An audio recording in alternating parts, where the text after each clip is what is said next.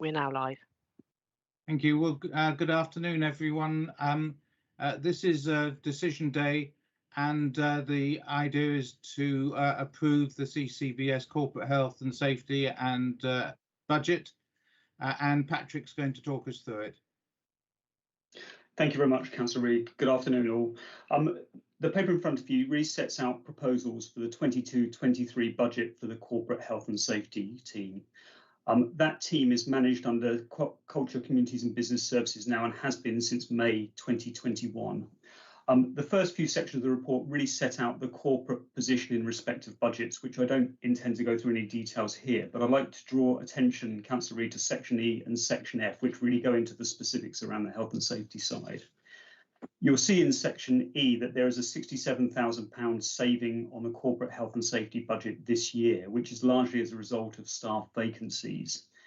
And it also goes on to say there that the cash limit proposed for the next financial year, 22-23, is £770,000, which is an increase of £22,000, which you'll see in Appendix 1.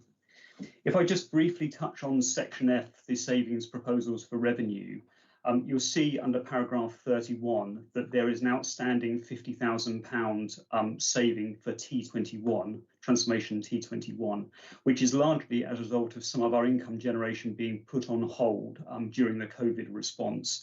And that will be picked up as the savings proposals for 2023 and is fully covered. And we've already made provision for that within our cost of change budget for the department. You'll see also that the savings proposals for 2023 equate to £75,000 for the corporate health and safety team. And within paragraph 32, I've just briefly outlined some of the proposals that we're planning for those savings, which really are largely an opportunity to look at our proactive and our reactive work and how that's delivered, thinking about a range of opportunities for income generation and the resources we need to deliver that. And you'll see a reference also to some additional strategic capacity where there's a further £110,000 allocated, and we'll be looking at how that's done and how that's built into a wider review of health and safety. And finally, really just touching on how we intend to use the technology that we have available through the investment in the County Council to look at our systems and process for that. But that's all, Councillor Reid, I was planning to really cover on the paper, if that's okay. Yeah, thank you very much. I was looking at Appendix 1, which gives a summary of the proposed budget, and the original budget for last year was 43,300, and the proposed budget is 44,700, which is a very slight increase, although not as much as in inflation. And then in between, we had the revised budget of 50,800.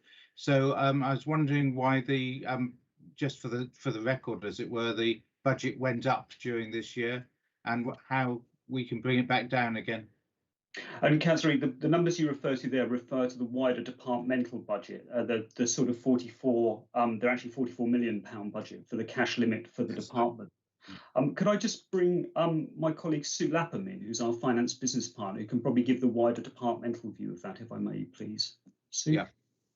Yep, thank you. Councillor Reid, the increases within the revised budget for the current financial year are mainly to do with one-off allocations, for example, investments through the cost of change, which is put in once and then obviously it's one-off, so it's then reversed out for the forward budget.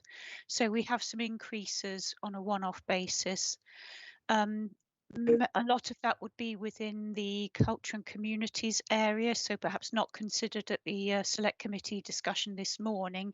For example, some one-off funding from the department's cost of change provision to make good some of the rights of way footpaths that had very heavy wear during the pandemic, the lockdown and the very wet winters and so on. So it's mainly the impact of one-off provision going in and then coming back out again once that activity has been completed.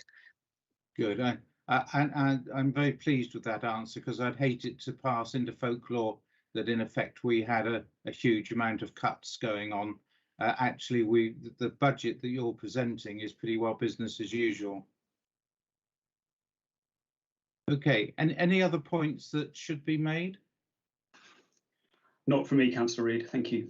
Right, well, I am asked to approve the budget at paragraphs 2 and 3, to approve for submission to the Leader and the Cabinet the revised revenue budget for 21-22 and the summary revenue budget for 22-23 as set out in Appendix 1. And I'm happy to do that. So we'll make that decision and forward it to the Leader and the Cabinet. Lovely. Thank you very much, Councillor Reid.